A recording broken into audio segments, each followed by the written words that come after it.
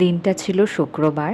আমরা 12:30 নাগাদ বেরিয়ে পড়েছিলাম সবাই মিলে মায়ের মন্দিরে যাওয়ার জন্য। এটা হচ্ছে আমাদের আদি গ্রামের বাড়ি, ফিরিঙ্গি বন্দর এই জায়গাটার নাম।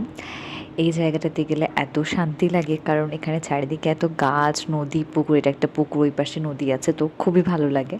একদম শান্তশিষ্ট, তারপর সুন্দর বাতাস।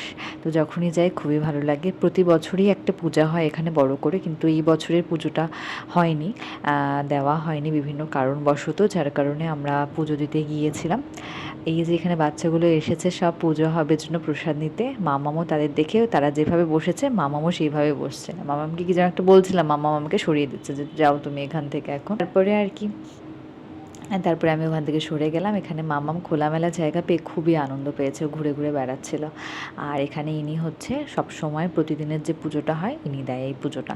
এখানে সমস্ত কিছু নিয়ে যাওয়া হয়েছিল বাড়ি থেকেই। দই, চিড়া, চিড়া আর দই হচ্ছে এখানকার প্রধান প্রসাদ, আর বাকি ফলমূল, আম, নতুন ফল, বছরের ফল, সেগুলো সমস্ত কিছু নিয়ে যাওয়া হয়েছিল। এখানে ইনি সব কিছু জোগাড় করছে ভোগ দেওয়ার জন্য। আমাদের যেতে যেতে প্রতিবারই দেরি হয়, আমরা 12টার মধ্যে যেতেই পারি না। তার মধ্যে এখানে দেখো মামাম কী করছে। এখানে অলরেডি জোগাড় হয়ে গেছে।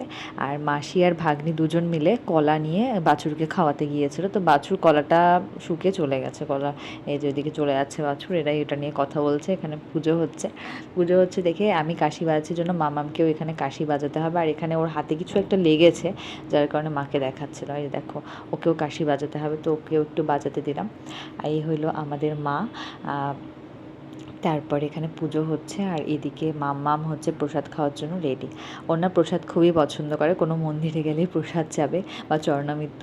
যেহেতু ওকে মিষ্টি জিনিস একদমই দেওয়া হয় না, তাই ওকে যদি একটু মিষ্টি, মানে লাড্ডুটা বিশেষ করে ওকে দিলেও খুবই পছন্দ করে। তো মন্দিরে গেলে একটুখানি একটু আধটু দেওয়াই হয়। এরপরে এখানে প্রসাদ, পুজো হয়ে গেছে, তো প্রসাদ এখানে আমি মাখাচ্ছিলাম। এই প্রসাদটা মাখিয়ে সবাইকে দিলে আর কি এটা খেতেও ভালো লাগে আর হচ্ছে দিতেও সুবিধা হয়। তো এখানে যারা গ্রাম থেকে এসেছিলো তাদেরকে সব বাটিতে করে, তার পাতার মধ্যে করে করে প্রসাদ দিচ্ছিলাম। এরপরে চলে গিয়েছিলাম আমরা ভুসির বন্দর। এটাও কিন্তু আমাদের গ্রামের বাড়ি। এখানে জেঠির বাড়িতে আমরা গিয়েছিলাম। জেঠিদেরও পঞ্চদেবতার মূর্তি রয়েছে, মায়ের মূর্তি রয়েছে, সেখানে প্রথমে প্রণাম করে নিয়ে এখানে হচ্ছে আমরা খাবো জন্য অপেক্ষা করছিলাম। আর মাম্মাম আর প্রমি দেখো এখানে বসে আছে রান্নাঘরের সামনে। এখানে মা ওকে খাওয়ার ডাল ভাত আর কি মেখে দিচ্ছে। ওকে খিচুড়ি খাওয়ানো হয়, ডাল ভাতও খাওয়ানো হয়। তো যেহেতু বাইরে গিয়েছিলাম আর খাবার প্যাক করা হয়নি, তাই ডাল ভাত মা খাইয়ে দিচ্ছিলো। আর কোনো জায়গায় গেলে মা আগে ওকে খাইয়ে দেয়, আর আমি এদিকে খেতে বসে মা আমাকে বলে তুই খেয়ে নে। তো এখানে জেঠি তো প্রচুর কিছু রান্না করেছিল, ডাল ভাত, 2 রকমের ভাজা, তারপরে মাটন করেছিল, শিবার মাটন পছন্দ, আর ডিম। প্রমি যেহেতু মাটন খায় না, ডিম। তো এটা হচ্ছে জেঠির ঘর। এখানে মামাম খেলছিল। তারপরে আমাদের খাওয়া দাওয়া শেষ, ঘোরাঘুরি শেষ, আমরা হচ্ছে বাড়ির জন্য রওনা দিলাম।